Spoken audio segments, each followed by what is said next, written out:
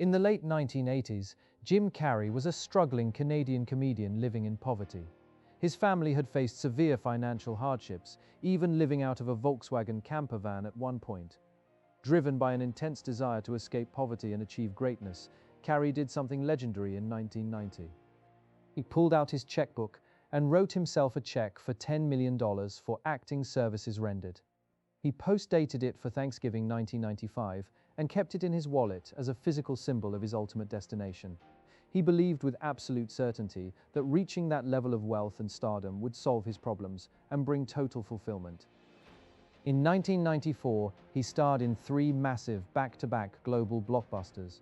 In the days leading up to Thanksgiving in 1995, he officially signed a contract that made history with a $20 million payout for a single movie.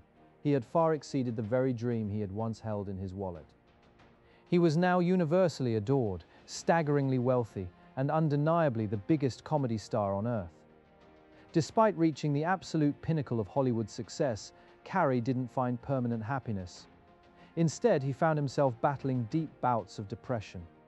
During a press interview at a promotional event for his film Fun with Dick and Jane in December 2005, when the press asked him about his advice for people chasing Hollywood success and extreme wealth, he said, "I think everybody should get rich and famous and do everything they ever dreamed of so they can see that it's not the answer."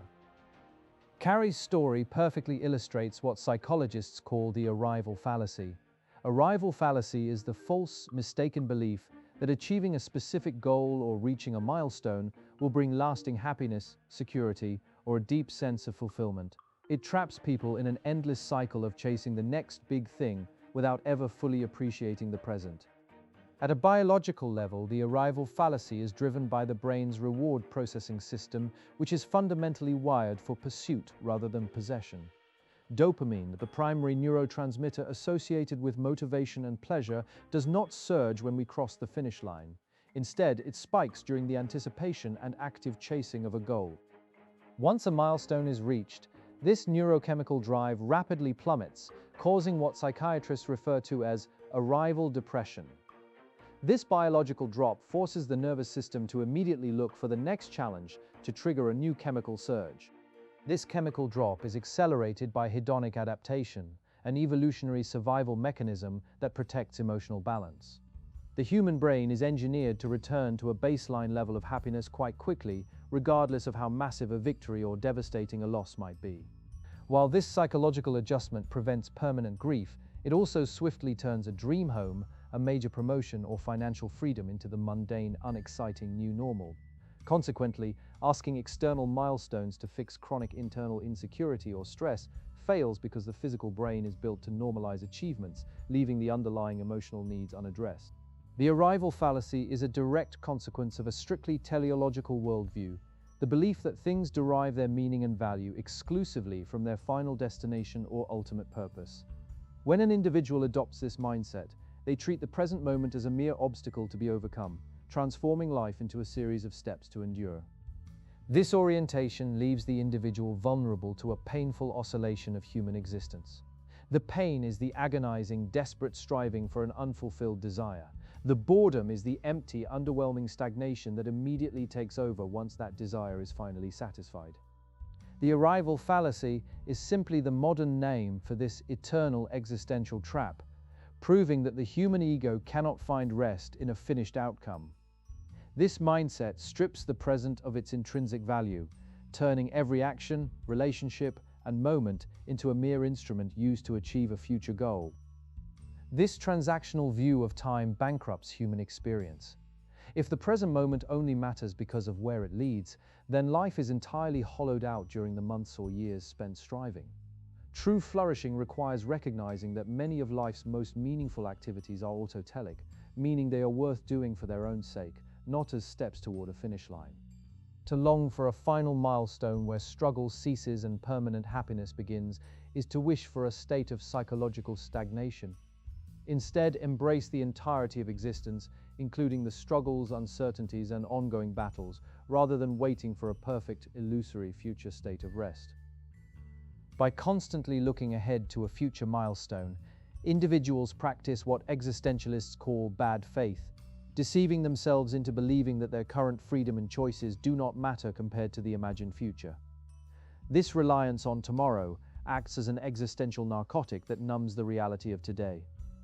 Humans mistakenly view themselves as static entities who will permanently change for the better once they reach a specific milestone. However, both the individual and the external world are in a constant state of flux. The person who arrives at the destination is not the exact same person who set out on the journey, and the arrived at reality immediately begins to decay or change. Attempting to anchor lasting happiness to a fleeting, fixed point in time creates unsatisfactoriness because it is impossible to find permanent satisfaction in an impermanent world. Instead of framing a project entirely around its final launch or promotion, consciously identify and focus on the immediate, intrinsic rewards of the daily work, such as skill acquisition, creative expression, or problem solving. This philosophical shift ensures that even if the final destination changes or proves underwhelming, the time spent pursuing it holds independent, uncompromised value. Transition your personal and professional focus away from rigid milestones and toward continuous daily systems. In practical terms, this means replacing a destination-based goal, like writing a book, with a system-based habit, such as writing for 30 minutes every morning. While goals outline your desired direction, systems build a sustainable identity and allow you to find satisfaction in the successful execution of the routine itself, effectively decoupling your daily self-worth from a distant hypothetical finish line. Embrace the Nietzschean concept of amor fati by actively choosing to accept and find purpose in your current reality, including its inherent friction and incomplete goals.